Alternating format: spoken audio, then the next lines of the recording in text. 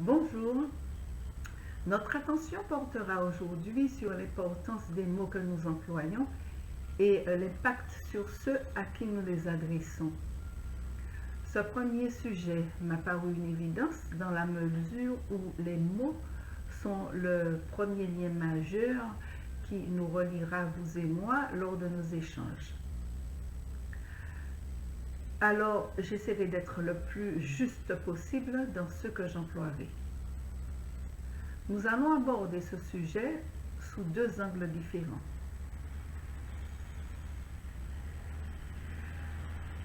Premièrement, nous allons partir d'une constatation simple.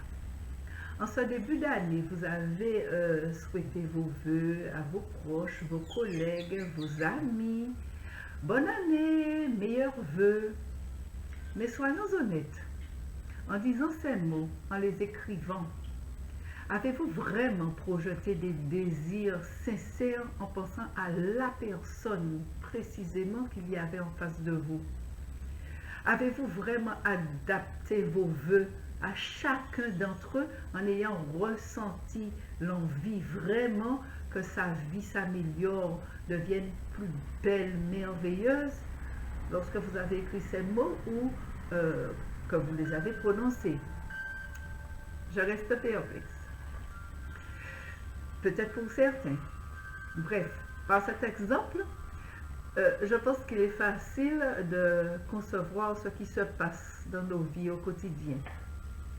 Nous disons souvent des phrases qui sont sans évaluer, on va dire, sans évaluer la portée que les mots qu'elles renferment peuvent avoir. C'est là que je veux en venir. Les mots ne sont pas de simples lettres rattachées les unes aux autres. Lorsque nous souhaitons nos vœux, les mots que nous employons sont positifs. Donc les conséquences seront positives, au pire sans incidence, mais elles ne pourront pas être négatives dans la mesure où le destinataire les recevra de toute façon de façon agréable. Encore faut-il que celui qui les émet ne soit trahi ni par son corps, ni par ses yeux, ni par ses expressions qui diraient l'inverse. Mais nous reviendrons sur ça plus tard. Envisageons quelques situations courantes. Bonjour X, bonjour Y. Oh, qu'est-ce que tu as grossi? Bonjour X, bonjour Y. Oh, qu'est-ce que tu as maigri? Bonjour X, bonjour Y. Qu'est-ce que tu as fait à tes cheveux? Bonjour X, bonjour Y. Mais qu'est-ce qui t'arrive? Tu parais tellement fatigué, etc., etc., etc. Bref, des mots qui par celui qui les reçoit sont chargés d'une connotation négative, des mots qui blessent, surtout dans une société où, hélas, l'apparence est fondamentale. Alors réfléchissons aux conséquences que ces quelques mots peuvent avoir. Quelques petits mots, 4 petits mots, comme tu as grossi. Imaginez un instant le destinataire de ces quelques petits mots. C'est juste 4 petits mots, comme tu as grossi. Mettons-nous dans sa peau. C'est une personne extrêmement complexée, mal dans son être, dans une souffrance accumulée, peut-être par des années de moquerie, par une vie de désespoir. À votre avis, quelle est la conséquence au moment où sont prononcés ces mots? Imaginons un instant que cette personne soit malade, avec une médication qui la fasse grossir. Cette personne est brutalement renvoyée à sa maladie. Peut-être qu'en vous voyant, elle était heureuse, elle était contente, elle se disait qu'elle voyait autre chose, elle aurait eu un moment de partage avec vous. Ben, qu'est-ce qu'on fait à ce moment-là? On la renvoie brutalement à sa maladie. Elles se sont perçues qu'à travers cette maladie. Elles se sont identifiées à cette maladie. Comment ne pas concevoir que cela puisse conduire à de graves dépressions, voire au suicide? D'autant que c'est un acte que l'on rencontre couramment. Les gens ont beaucoup tendance à agir de la sorte? Comment ne peut pas comprendre que ceci puisse freiner la guérison, rendre plus difficile le combat contre la maladie, qu'elle soit mentale, psychosomatique ou physique? Quand on réfléchit à la citation suivante, celui qui parle sème, celui qui écoute récolte. On doit prendre toute la dimension de notre part de responsabilité sur ce que nous disons, sur ce que nous verbalisons. Cela me rappelle une petite histoire à laquelle j'ai assisté. Un jeune homme de 18 ans était obligé de porter une perruque pour une certaine raison. Il effectuait un stage en relation avec la clientèle. Et un jour, un couple se présente. L'homme d'une cinquantaine d'années, nous dirons, se moque de lui en faisant des remarques très désobligeantes sur la perruque qu'il porte. Ce jeune homme a eu une attitude très sage. Il a gardé son calme, sa sérénité. Et il s'est adressé à l'homme en lui disant, en lui demandant ce qu'il savait de sa vie. S'il savait pourquoi il portait la perruque, est-ce que cette perruque était liée à un éventuel cancer? Comment il pouvait se permettre de blesser quelqu'un sans savoir sa vie, ce qu'il était? Et là, cet homme est resté figé. Il s'est rendu compte de la portée de ses paroles finalement. Ce jeune homme n'était pas malade, mais il a eu la bonne réaction parce qu'il a renvoyé cet homme. Et d'ailleurs, tous ceux qui étaient là, qui ont entendu, qui ont eu peut-être à réfléchir, il a renvoyé cet homme à un état de fait. Donc, voilà la gravité de ce qu'on peut commettre comme impair lorsqu'on parle. Celui qui parle sème, celui qui écoute récolte. Pourquoi ne pas prendre l'habitude de dire à celui qu'on rencontre, à l'autre, ce qu'il y a de beau, de bien, d'agréable chez elle ou chez lui? On voit toujours ce qui cloche, mais il y a toujours quelque chose qui va. Alors axons-nous, et ceci avec sincérité, sur ce qui est beau et bien chez l'autre. Au lieu de dire tu as grossi, pourquoi ne pas lui dire oh, tu es en beauté aujourd'hui, tu as maigri, oh, ton sourire est radieux aujourd'hui. C'est-à-dire juste quelques mots qui permettront de gagner en confiance, en courage, ou tout simplement de passer une bonne journée. Et là, ça me ramène à celui qui a tendance à toujours souligner ce qui ne va pas chez l'autre, plutôt que ce qui va bien évidemment. Je laisse cette question à votre réflexion et nous terminerons ainsi cette première approche. Cette deuxième partie concerne davantage les mots que nous employons lorsque nous voulons faire passer nos idées, un message, lors des échanges écrits ou oraux, peu importe. Alors, ne perdons pas de vue.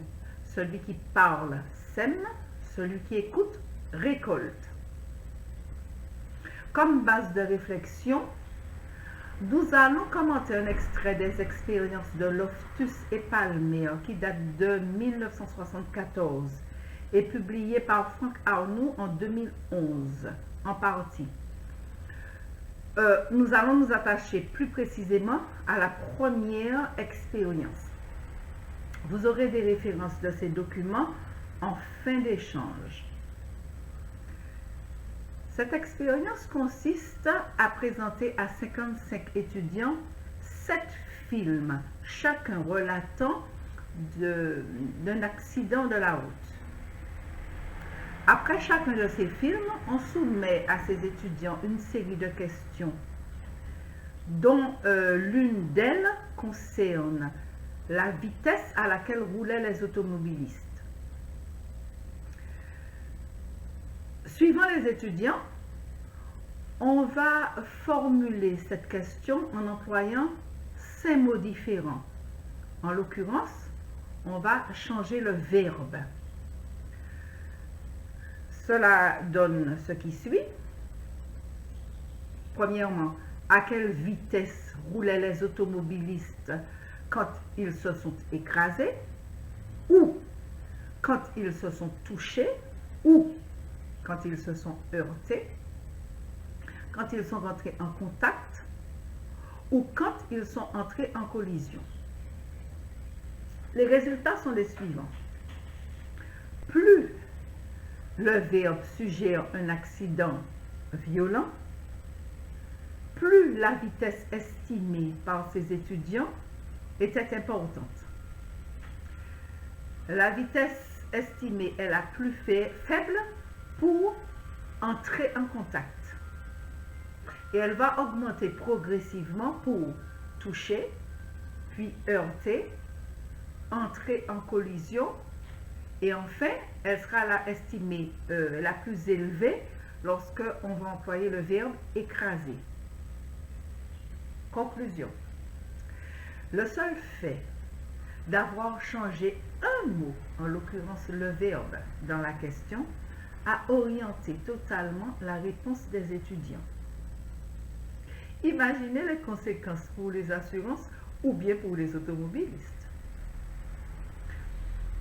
De la même façon, lors de discussions entre amis, entre parents-enfants, entre collègues, etc., l'emploi des mots peut conduire à des interprétations diverses, peut-être totalement divergentes, plus ou moins erronées, à des incompréhensions, des conflits, juste à cause des mots trop imprécis ou mal employés.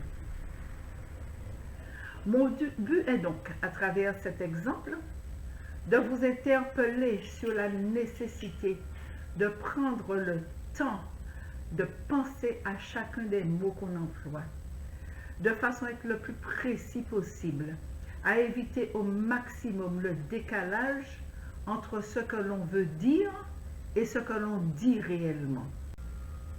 Ceci est d'autant plus délicat qu'un même mot n'a pas le même poids pour tous. Alors, imaginons qu'une discussion se présente. 3 situations. La première, vous comprenez, l'échange se passe bien, c'est parfait.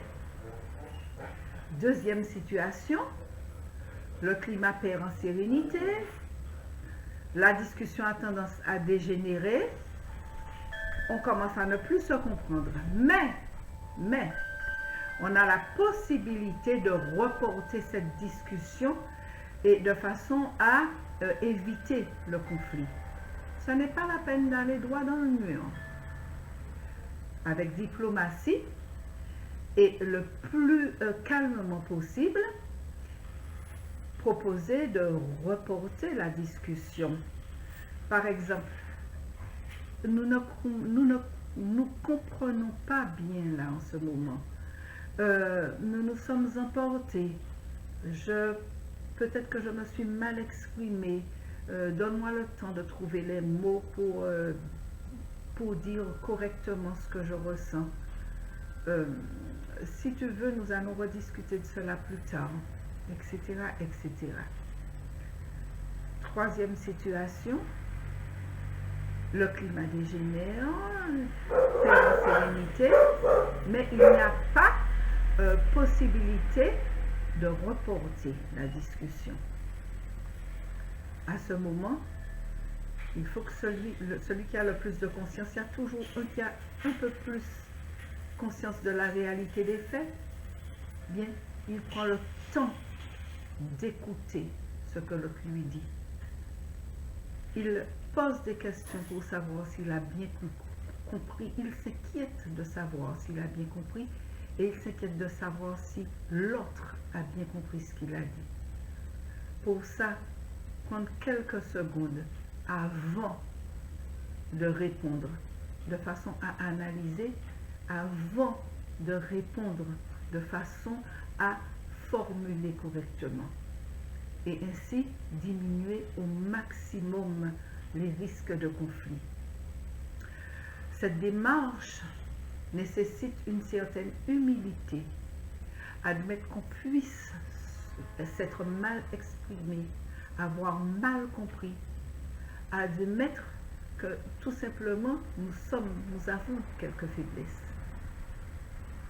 À ce moment, les choses peuvent peut-être s'atténuer et aller dans le bon sens. D'autre part, nous ne devons pas perdre de vue que les mots doivent rester sincères.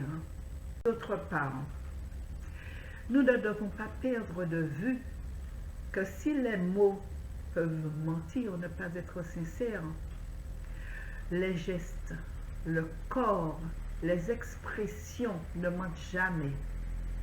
C'est donc un ensemble qui est perçu par notre interlocuteur. La sincérité est donc de mise et il est absolument nécessaire que la pensée soit en accord avec les mots. Je ne prends pas d'exemple volontairement, car je serais heureuse que vous soumettiez vos propres expériences de façon à ce que, si vous le désirez, nous les commentions ensemble. Je conclurai en disant: les mots peuvent nous abattre ou nous élever, nous faire rire ou pleurer.